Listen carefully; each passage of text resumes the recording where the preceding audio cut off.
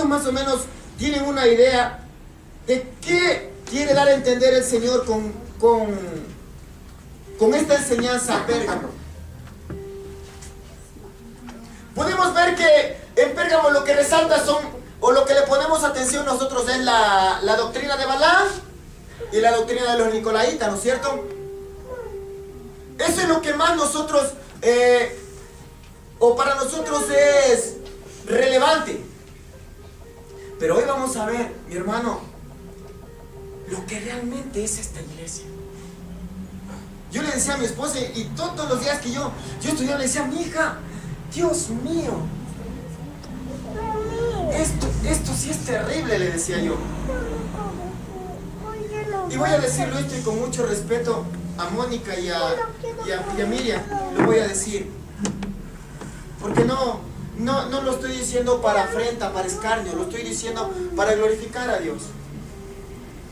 Pero yo le decía a mi esposa, le digo: mi hija, y lo peor de todo, le decía que tengo que dar esta clase el día viernes.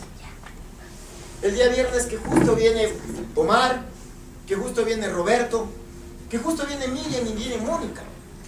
¿Te puedes imaginar, mi hija? Le decía. Tal vez uno a veces, uno también quisiera llegar a la iglesia y escuchar una palabra de ánimo, de aliento, ¿no es cierto? De consuelo. Pero qué terrible que nosotros vengamos y siempre sea una palabra muy dura, muy fuerte. Y es que el amor de Dios es así, mis hermanos. ¿Qué le podemos cuestionar a Dios?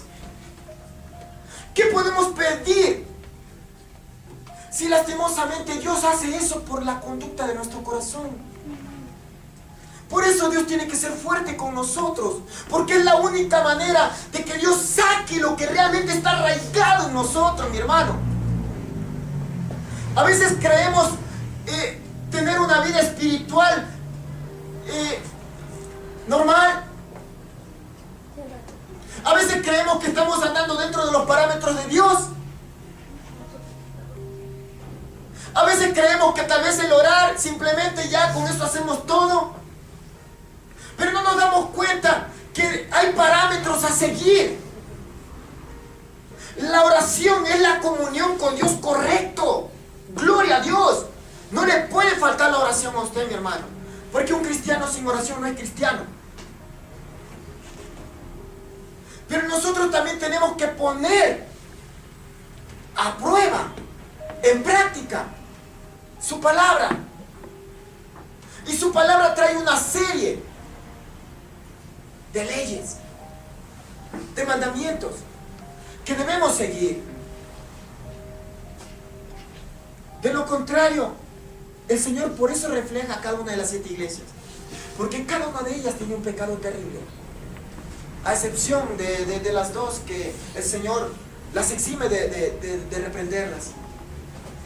De pronto tal vez aquí estemos representando, tal vez aquí en Casa de Dios estemos representando a las 7 iglesias. De pronto tal vez alguien tendrá la conducta de Pérgamo, tal vez otro tendrá la conducta de Sardis, tal vez otro tendrá la conducta de Tiatira, tal vez otro tendrá la conducta de Éfeso, tal vez otros tendrán la conducta y el caminar de Esmirna, de Filadelfia. Por eso el Señor nos hace estudiar cada una de estas 7 iglesias. Tal vez el Señor hoy día me hable de Éfeso, o me compare con Éfeso, o me compare con Pérgamo. Solo Él lo sabe. Solo Él sabe lo que realmente hay en mi corazón. Yo puedo llenar mis ojos de lágrimas, mi hermano, y gloria a Dios por eso. Porque ese es un paso al arrepentimiento. Pero hay que poner en obra los mandamientos del Señor. Vamos a estudiar, vuelvo y repito, acerca de la iglesia de Pérgamo. ¿Cuántos se identificaron la semana pasada en la iglesia de Esmirna? ¿Quiénes pudieron sentir que hay algo en su vida que se asemeja a la iglesia de Esmirna? ¿A quiénes les pudo haber quedado tal vez un rema de la iglesia de Esmirna? ¿Saben? Es impresionante esto que nos pasa. Yo le decía a mi esposa, mi hija, y acabamos de dar la enseñanza acerca de la iglesia de Esmirna, y se levanta la persecución, mi hermano. Se levanta la persecución. Tocados los hijos, tocada nuestras vidas, tocado nuestro testimonio, tocado la iglesia.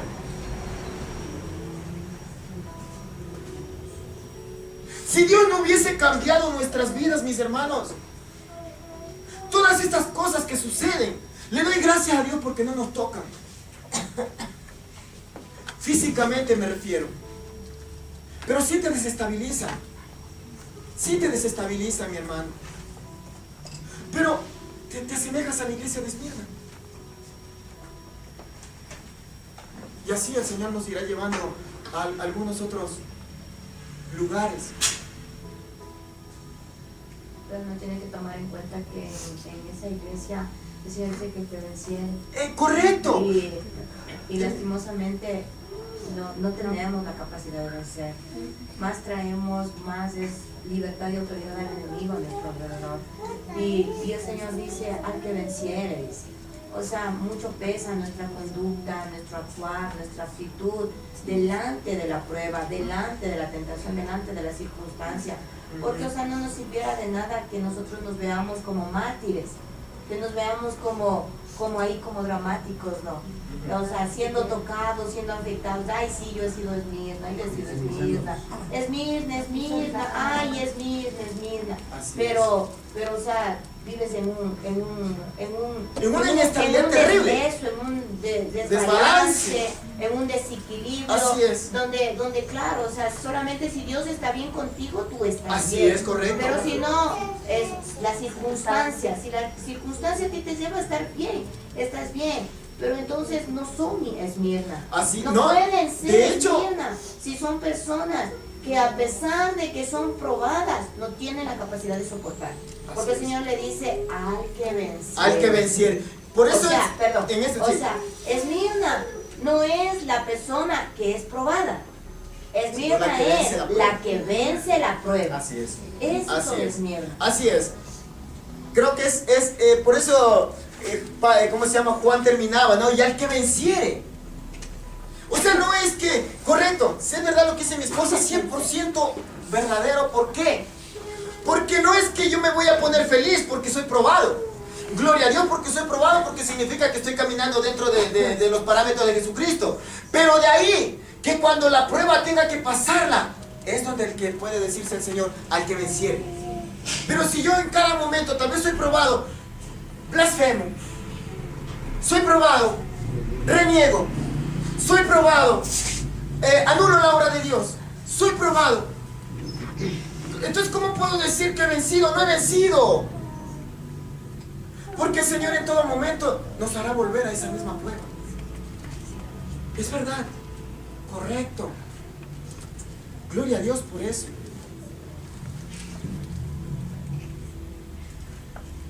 Bueno, vamos a ir a la iglesia de Pérgamo. Tremenda esta iglesia, mi hermano. Como se diría popularmente, cualquier parecido con la realidad pura casualidad. No es coincidencia, no es coincidencia.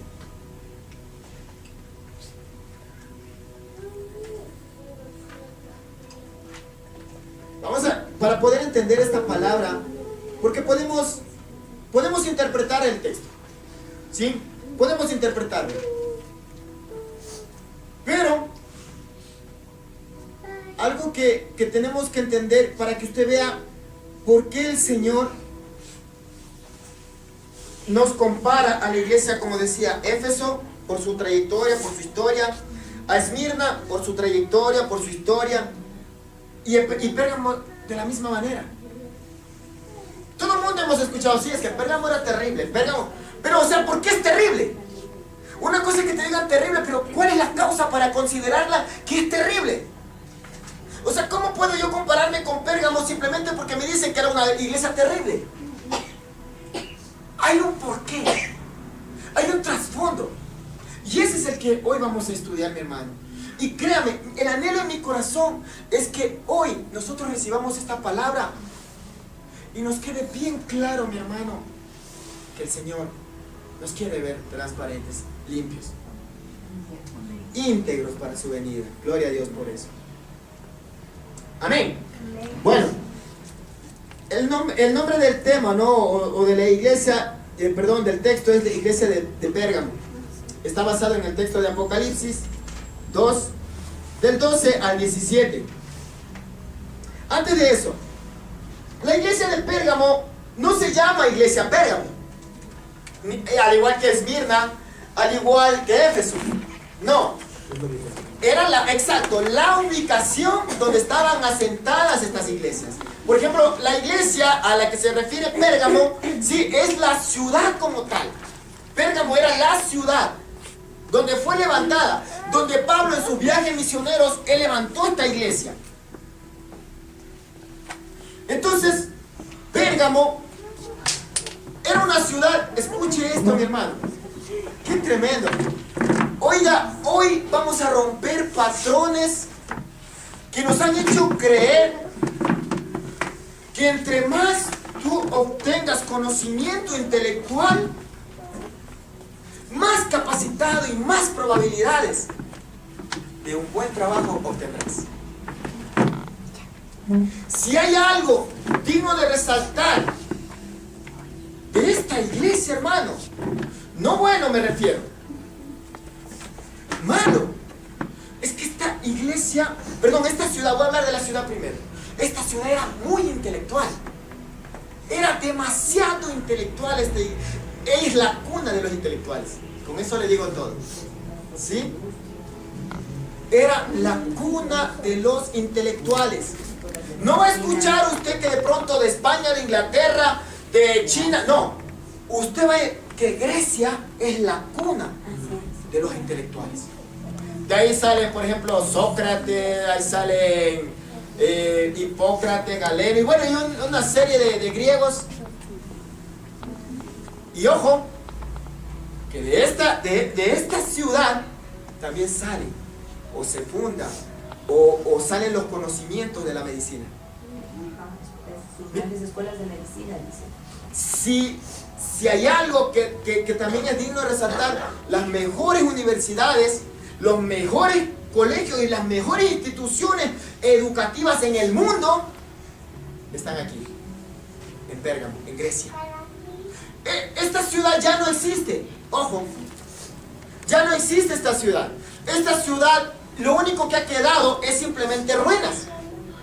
Y obviamente le cambiaron el nombre, ya no se llama Pérgamo, ahora se llama Bergama. ¿Por qué? Por todas las ruinas que están en este lugar. Miren, la ciudad de Pérgamo está ubicada aproximadamente a unos 25 kilómetros del mar Egeo. Tal vez esta ciudad no gozaba del comercio como lo era Esmirna. Esmirna, lo prominente o lo, ¿cómo se diría? Lo que resaltaba, lo que prevalecía de Esmirna era el comercio por el puerto. Por eso dice que Esmirna era la ciudad más hermosa que podía haber en esos tiempos. Hermosa, hermosa. Ahora, Pérgamo no se queda atrás. Tal vez Pérgamo no tenía como la belleza o la hermosura que tenía Esmirna, pero lo que sí tenía Pérgamo era infraestructura. Lo que sí tenía Pérgamo, sí, era, como les decía, los mejores, sí, centros educativos en ese tiempo. ¿Por qué era tan conocido Pérgamo? Porque era la única ciudad en el mundo que tenía la biblioteca. La primera biblioteca en el mundo. Sí, que albergaba más de 200,000 volúmenes. ¿Esto qué significa? Si bien es cierto, los pergaminos nacieron en Egipto. Dice que Egipto envidiaba, perdón. Correcto, sí. Si bien es cierto, los pergaminos nacieron en Egipto, pero en Egipto eran simplemente los papelitos, ¿ya? Pero esta ciudad, como era una ciudad majestuosa, impresionante, esta ciudad hizo los pergaminos de pieles. Imagínense, de pieles de animales. Qué tremendo que era. Esta ciudad es una locura, mi hermano. Ahora, Pérgamo también gozaba de una posición económica. No le estoy diciendo que Pérgamo no tenía posición. Pérgamo era una ciudad próspera, con mucho dinero, pero no precisamente por el comercio. Esta ciudad era una ciudad cosmopolita. ¿Qué quiere decir cosmopolita? Una ciudad que albergaba muchas creencias, muchas culturas. Muchas culturas. De por ahí usted ya se va a ir ubicando por qué esta ciudad era sumamente pagana. Porque los asiáticos, los griegos, son gente que se las conoce comúnmente por ser idólatras. ¿Sí?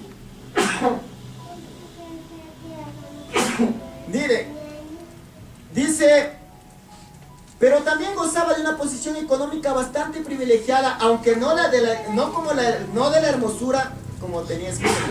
Esta ciudad estaba asentada sobre un monte y debido a que estaba en un lugar alto, esta ciudad se podía visualizar desde, por ejemplo, Esmirna. Hablamos más o menos en una comparación. Unos 25 kilómetros serán de aproximadamente de aquí hasta, hablemos, la Tacunga, creo yo, ¿no? Mucho. No sé, aproximadamente se ha de ser hasta allá. Ya. Pero dicen que esta ciudad, la infraestructura era tan majestuosa que usted la podía ver. Usted estaba aquí parado en Esmirna y usted podía ver, visualizar. Aparte de que estaba en un monte, en una colina, y estaba como caída. Entonces usted principalmente la podía observar. Usted salía en las mañanas y dijo, wow, Pérgamo.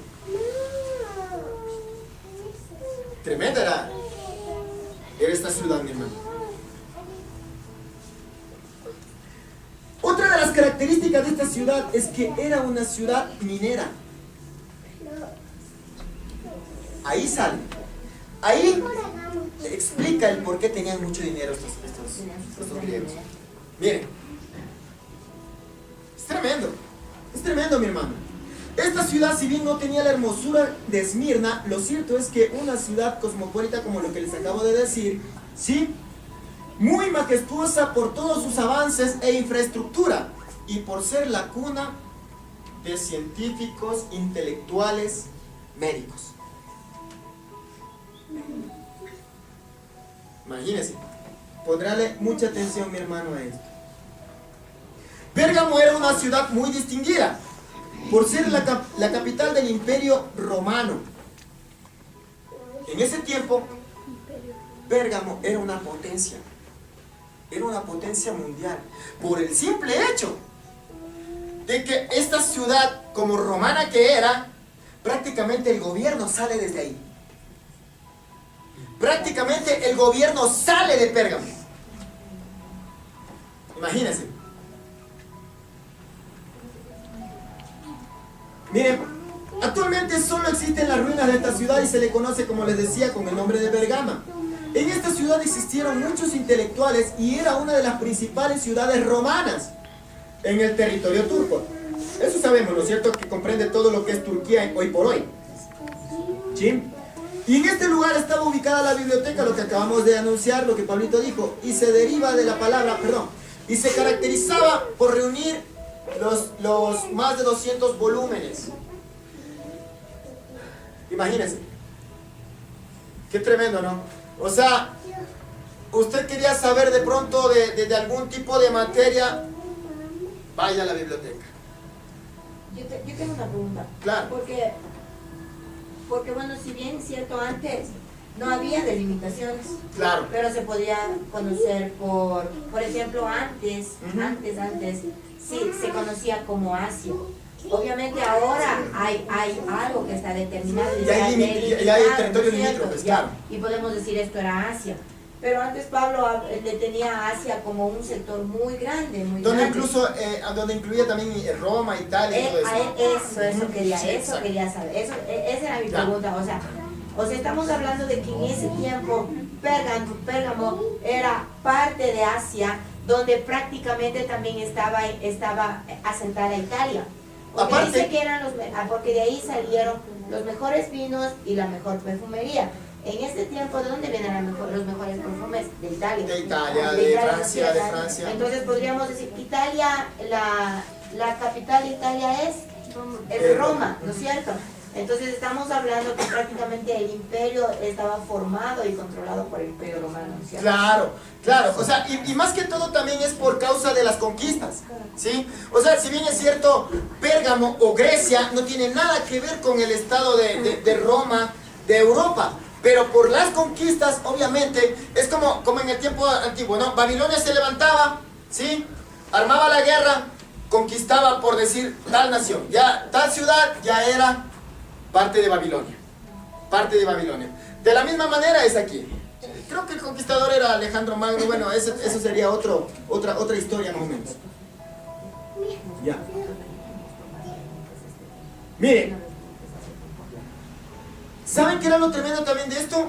¿Por qué Egipto, ahí lo que va de mi esposa lo que decía, ¿por qué Egipto envidiaba a ¿cómo se llama? A Pérgamo? Era justamente por eso, por la intelectualidad que había. Y tanto era así, dice, tanto era así, que dicen que los pergaminos que tenían los egipcios, dicen que los donaron. O sea, como parte de una, ¿cómo se dice? Cuando tú como parte de un reconocimiento a esta ciudad. Y dicen que estos pergaminos, ¿sí? Eran escritos de Cleopatra, y dice que los mandaron. ¿Cómo llevarlo como diríamos a un museo, no? Hoy por hoy a un museo. Ajá. Tremendo, ¿no? Ya. Esta región de Asia Menor existían muchos colegios, universidades, lo que le acabamos de decir de renombre, ¿sí? En esta ciudad nacieron los hombres más importantes de la medicina, que son Hipócrates y Galeno. Este pastor que me encantó mucho, hablaba acerca de, y justo tenía en su congregación, tenía un médico. Y le dice, aquí hay un médico, y le dice el hombre, dígame, pastor, creo que era también este otro médico, le dice, ¿cuál es el juramento que usted le hace? O sea, ellos en la medicina han sabido tener un juramento. Yo recién me entero, ¿ya? Ellos han sabido, después que se gradúan, ellos hacen un juramento. Y en base a ese juramento hay una representación, por eso quería que venga, ¿cómo se llama? El Dani, para que me ayude con ilustración en el pero bueno, no importa. Ojo, ¿se han visto esa imagen del báculo con una culebra? ¿Dónde se lo ve? ¿Dónde se lo refleja? En la medicina, en el sello de la medicina. En el sello de la medicina, ¿no es cierto? Claro, aquí nace el famoso Esculapio. Ojo, que Esculapio era un dios y se le representaba en esta figura, ¿no? En la figura del báculo con dos serpientes rodeándoles. En la iglesia Pérgamo nace eso. Sí, correcto. Tremendo. Ajá. Por eso digo, o sea, qué tremendo. O sea, hoy por hoy podríamos decir que la medicina es un mal necesario. Un mal porque en ningún momento el Señor te mandó a ser esclavo de la medicina. Pero necesario porque lastimosamente, como ya te habituaste a la maldición, pues tienes que vivir de la medicina. Pero tú no eres libre hasta cuando vienes a Cristo. Y en Cristo Dios te hace libre. Y tomando en cuenta que este símbolo a nosotros nos deja bien claro por qué está el báculo con la serpiente. Porque de alguna manera ellos trataron de disfrazar lo que Moisés hizo. Lo que Moisés hizo, correcto. Ajá, exacto. Cuando él levantó la serpiente de bronce. Entonces ellos, por eso es que de alguna manera el Señor la manda a destruir luego, ¿no? Claro. Pero ellos levantaron eso para que la gente también pueda creer que la medicina viene de parte de Dios, cosa que no es así. Ahora, sí, es tremendo esto, ¿sabes por qué? Porque todos esos ritos, si bien es cierto Moisés, ¿por qué levantó esto? Porque Dios mandó una plaga que era la picadura de las serpientes. Entonces, como el Señor dijo, ahora yo voy a erigir, o tú me vas a erigir una serpiente para que todo aquel que la vea, no que la adore, ojo, que la vea, no que la adore. Dice que solo la veía y obviamente le puede decir, Señor, por medio de la serpiente, Señor, yo sé que tú me vas a sanar. Dice que era sanado. Pero ¿cuál fue el error? ¿Y cuál es el error que nosotros cometemos hoy por hoy? Lo torcemos rápidamente. Lo torcemos rápidamente. Entonces, Israel lo que empezó a hacer es adorar esa serpiente. Entonces ya se perdió el propósito de Dios. Ya hicieron de lo que la serpiente era un instrumento para sanar, ya lo hicieron un Dios. Estos griegos, oh, es terrible, mi hermano. Estos griegos son terribles. Por eso el Señor le habla el trono de Satanás y ya vas a ver por qué es el trono de Satanás. Sigamos. Mire, esta ciudad, al igual que Esmirna, era muy pagana y probablemente mucho más idólatra que Esmirna. Por todo el conocimiento que tenía. Claro. Por todo lo que salía de ese lugar. Claro, por eso es que en el libro de Santiago es claro, que dice que la sabiduría, ¿sí? La sabiduría humana es natural, diabólica y animal, correcto. Imagínense. Ya, pues ya él ya tenía el conocimiento de todo esto, ya tenía. Vamos, sigamos. Y era mucho más idólatra que otras ciudades. Tal es así que en este monte donde estaba sentada esta ciudad existían muchos templos. Oiga, si algo que los griegos tenían es que a sus dioses ellos los tenían bien presentados, hermano. Oiga, los griegos, ellos por ejemplo erigían los templos. No eran templos como... Oiga, si viniera un griego, perdón lo que voy a decir, pero si viniera un griego, viera esta casita, se nos riera.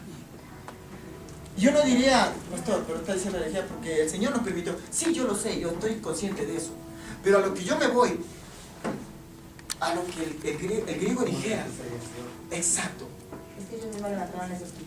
Oiga, qué tremendo. Dice que el mayor templo que había y que también se alcanzaba a ver, así como la iglesia de Pérgamo, perdón, la ciudad de Pérgamo, era el templo de Zeus.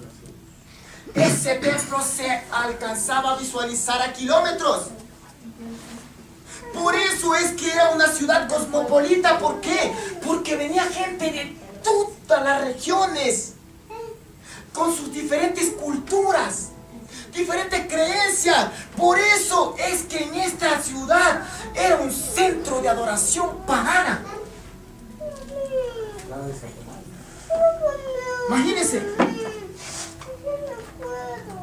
Podríamos decirle, mi hermano, que Satanás desde ahí hizo su plan. Por eso quedó establecido Roma. Claro. Por eso se quedó establecido Roma. Porque ahí se quedó. Tal vez ahora ya no es Grecia. Tal vez ahora ya muy poco se habla de Grecia. Puede tener su autoridad en esos lugares, pero no es conocido para con nosotros. Pero en cambio Roma se quedó establecida en ese lugar. Claro que sí. Es que ¿sabes qué hicieron ellos? Se levantó el trono de Satanás. ¿Sabes qué hicieron ellos? Ellos hicieron esto. Por ejemplo, como en ese tiempo Pérgamo, Esmirna, ¿cuál era la otra? Éfeso, eran las ciudades que prevalecían en ese tiempo, muy prominentes. Entonces lo que hacían, en el caso de Pérgamo, lo que hacían era como hacer un trueque. Ya, tú me traes tu cultura, tú te llevas la mía. Tú me traes tu creencia y yo te doy la mía. ¿Me entiendes?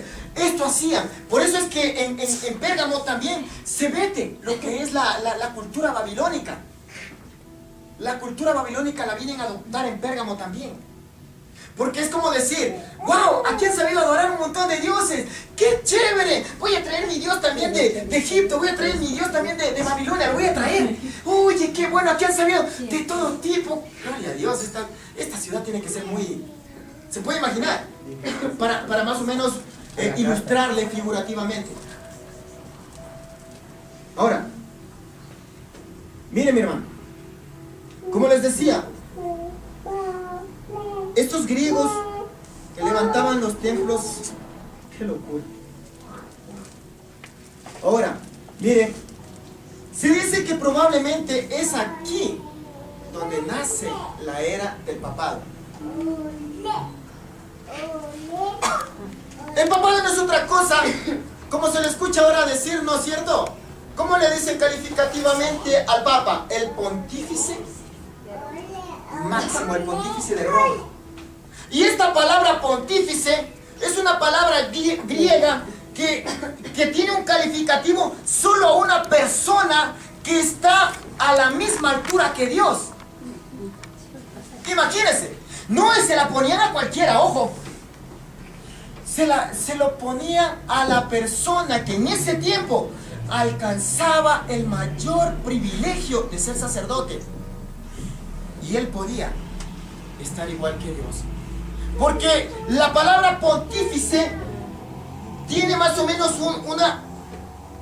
una connotación, un significado, o de ahí se deriva creador de los puentes. ¿No se le hace conocido esto? ¿Quién es el mediador entre Dios y los hombres? Dígalo, 1 Timoteo 2:5, eso usted tiene que sabérselo de memoria. Él dice que el mediador entre Dios, cuando habla de mediador está hablando de un puente. ¿Sí? Cuando erigen o levantan un puente, es para usted poderse trasladar a un lugar. Jesucristo es ese puente.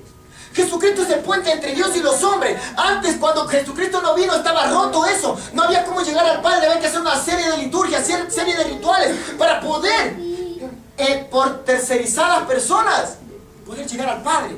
Pero cuando Jesucristo vino, dice que Él es el mediador. Él es el que hizo la unión entre el Padre. ¿Para qué? Para que nosotros podamos llegar al Padre. Pero miren qué tremendo cómo tuercen la palabra y prácticamente a los papas les hacen unos puentes o mediadores. Por eso es que el papa, el Benedicto, ¿cómo es el de ahora? Francisco, ¿no? Sí. Oigan, se llena la boca de decir que él es el único que puede interpretar la Biblia. Que nosotros, ahorita yo le estoy enseñando herejía para él. Yo le estoy enseñando herejía. Que él es el único que interpreta. Que él es el único capaz de perdonar pecados. Dios mío, qué blasfemia. Qué terrible ese hombre. Ese hombre ni en la sexta baila no alcanza, hermano, en el infierno.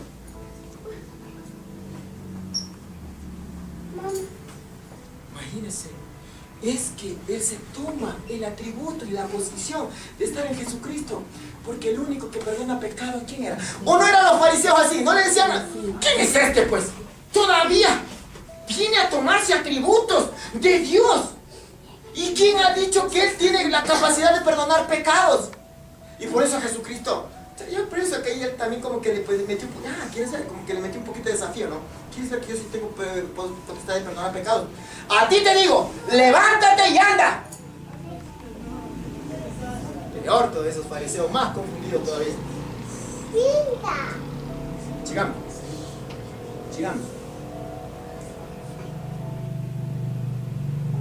Una de las características más importantes y las que vamos a resaltar era que Pérgamo era una ciudad terriblemente idólatra y donde existían, como les decía, ¿sí?, los templos erigidos por los griegos hermosísimos. En pocas palabras, mi hermano, era una ciudad satánica, directamente hablando, y blasfema, hereje. Porque ellos adoraban a cualquier otra cosa, menos a Dios, menos al verdadero Dios. De ahí sale cuando dice el Señor, el trono de Satanás. Ya va a ver por qué, mi hermano, si esto es terrible, oiga. Miren, los principales dioses, si bien es cierto, los griegos tenían muchos dioses, miles de dioses, pero uno de los más poderosos, ¿sí?, o de los 12 más poderosos, eran estos. Escuche esto. Qué chévere que los que estén también, ¿cómo se llama?, escudriñando también en el internet. Qué bendición. Sí, está muy bien. Sí me gusta a mí también eso. Miren lo que dicen. Los principales dioses de esta ciudad eran Atenea. Escuchen. Oiga, ¿quiere que le diga algo? Cuando yo me metí a estudiar esto, sí me dio un poco de miedo. Y oré ante el Señor y le dije, Señor, guarda mi corazón. Guarda mi mente, Señor. Guarda mi alma. Porque, Señor, tú sabes que por causa de instruir al pueblo, estoy metiéndome a estudiar esto. Pero no porque me guste. Ojo. Yo creo que para eso habrán personas especializadas. Pero sí es necesario de que usted sepa por qué le llamaban pagana. Atenea, esta diosa era una diosa, la diosa de la guerra, ¿sí? Miren, la diosa de la civilización, de la sabiduría, la estrategia, la ciencia, la justicia y la habilidad. ¡Wow! Como se diría popularmente en este tiempo, la autosuficiencia. O sea, una persona que tenga en su vida la autosuficiencia, que diga, no, sí puedo esto. Ay, Señor, ¿para qué te va a molestar a ti, pues, Señor? Por algo tú me diste también este intelecto, pues, Señor. Puedo hacer. Señor, tranquilo. No voy a topar tu gloria, pero sí, también sí puedo. Oigan, tal vez esté operando esta diosa. Tal vez que obviamente nosotros sabemos que no es otra cosa que demonios. Son demonios potestades, gobiernos territoriales. Pero hay que decírselos como son, para que en algún momento futuro no le vengan a decir, ¿sabes quién es? Atenea. No, ¿quién es? Oh, de mí te cuento, qué tremendo. Usted ya sabe que no son otra cosa que demonios. Esculapio, wow. Este Esculapio es terrible, mi hermano. Aunque no es el peor de todos, pero escuchen, el Esculapio, este Esculapio, para los romanos Esculapio, para los griegos Asclepio. Sí, este dios era el famoso dios de la medicina. Miren, este era el dios de la medicina. ¿Sabe cómo eran los ritos? ¿Sabe cómo eran los ritos ante este dios? Dicen que cuando la gente quería ser sanada, ¿sí? Por eso es que empezaron a venir gente de todos lugares. Por eso es que este dios es conocido a nivel mundial. Este es un gobierno territorial. Porque este es conocido a nivel mundial. Dice que la gente de todos los países de todo el mundo venían para ser sanados por este dios. Y el rito era que botaban, dice que botaban serpientes. No eran venenosas, pero dice que las botaban, ¿sí? Y que la creencia era que si una de las serpientes se acercaba a ti y se te subía, ¿sí? El espíritu que había en la serpiente te sanaba. El espíritu. Y obviamente, pues, el diablo con todo eso, Satanás con todo eso, ¿cómo no estaba hecho, pues? Claro, perfecto, voy a sanarte. Porque la serpiente se va a venir encima. Voy a sanarte para que creas que es Esculapio el que te ha sanado. Y entonces la gente venía con esa mentalidad. No, yo conozco allá en Pérgamo. Hay un Dios que bestia. Y a veces yo lo llevo aquí, lo llevo a Pérgamo. Perdón, a Esculapio. Dime. Dice también que todos los peregrinos que iban para allá, para Pérgamo, dice que ellos pasaban toda la noche ahí. Tenían que dormir toda la noche ahí. Y ellos dice que tenían sueños. Sí, y los sueños tenían que contarles a los sacerdotes para que ellos puedan ser curados. ¿Sabes qué es tremendo? Porque cuando uno está enfermo y pasa en el hospital, o sea, la gente tiene que ir a pasar ahí, pues. Claro. Tiene que dormir ahí. Y generalmente ahí es donde el enemigo actúa. Opera, obra, claro. Tremendo. Mira, así era este Esculapio, mi hermano. Por eso es que es el báculo y las serpientes. Porque la serpiente tenía que montarse encima y recorrer. Y es el símbolo, exacto, no es otra cosa que el símbolo directo de Satanás. Ay, pero pastor, y yo cuando me compro una aspirina me pasa el dolor de cabeza. Claro que te pasa el dolor de cabeza. Si la serpiente está pasando por encima tuyo y ella está haciendo que tú te sanes, pero no es otra cosa que Satanás que te está haciendo creer que la medicina viene de parte de Dios. Qué locura, Dios mío. Es una locura, mi hermano. Es una locura. Así es este Esculapio, mi hermano. Así es este Esculapio. Miren, otro de los dioses también poderoso. Este póngale mucha atención, mi hermano, porque usted se va a identificar con algo. Miren, este dios llamado Dionisio o Baco, le estoy dando los principales dioses de ¿cómo se llama? De los griegos, los principales. Los que tenían la facultad de tener cada uno en su templo. Cada uno tenía su templo. Es que había un panteón de dioses. Este Dionisio era el famoso dios del vino. Es el famoso dios del vino. De hecho, en algunos lugares le toman el nombre de Baco para referirse como decir a una especie de fiesta, como una especie de joda. Dice, me voy a un bacanal, pero es el derivado de Baco. Y es que este dios, ¿sabe cómo eran los rituales de este dios? Decía que cuando la gente venía endemoniada, a presentarse para que este sea liberado, de hecho a este dios le dicen el Salvador. Otra blasfemia. Otra blasfemia. ¿Quién es el Salvador? Jesucristo. Jesucristo. No hay otro. No hay otro. Por eso el diablo trató de torcer y lo hizo. Torcer todo lo que Dios creó. Los atributos. Esculapio, el dios serpiente. El dios sanador. ¿Quién es el sanador? Según Isaías. Jesucristo. Según Jeremías. Jesucristo. Imagínense, sanador. Este otro libertador. ¿Sabe por qué? Porque los ritos eran así, de esta manera. Dice que cuando venía la gente a ser liberada, ellos se presentaban. Y en todo el ritual que hacían, dice que venían los músicos y comenzaban a rechinar con todos los instrumentos. ¿Sí? Y venían las danzarinas también, venían danzarinas. Y venían, y obviamente, delante de la persona que iba a ser liberada. Entonces dice que llegaba un momento en que la persona que iba a ser liberada entraba en éxtasis. Y comenzaban de estas. Y comenzaban a dar vueltas. Y se tiraban y se retorcían. Y dice que eso era señal de que ellos ya estaban siendo liberados. ¿Por qué el dios del vino?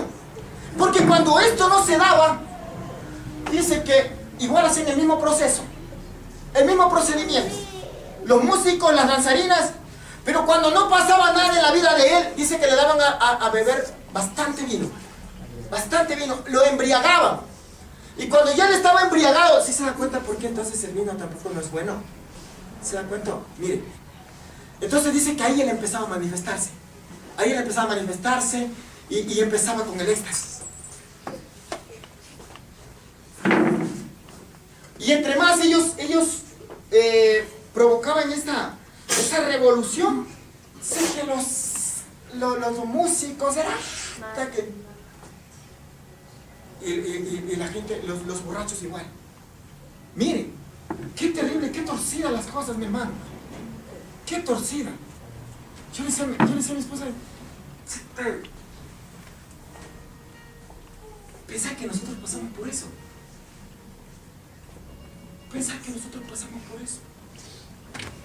Tal vez el Señor lo permitió. No lo sé.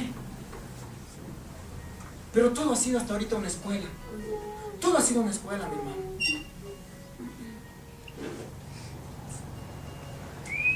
¿Entendido esto?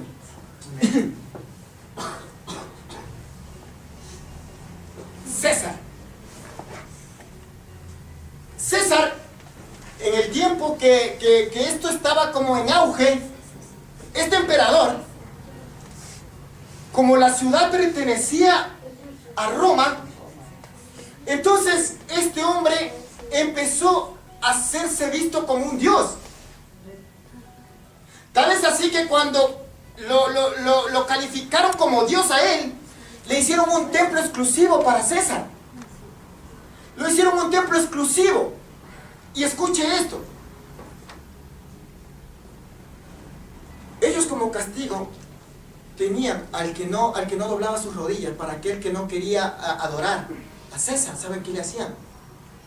Ellos tenían un toro, pero era un toro inmenso, creo que era de aquí hasta por acá más o menos, unos 3 metros. ¿Sí? Y este toro tenía una boca así grandota, donde entraba una persona. La persona entraba atada de pies y manos, la metían en el toro era de bronce. Y debajo del toro tenía la fragua, la llama. Le prendían fuego y eso ardía. Y la tortura era que él moría quemado dentro del toro. El toro hirviendo, el toro al rojo vivo. Imagínense qué terrible tortura, mi hermano.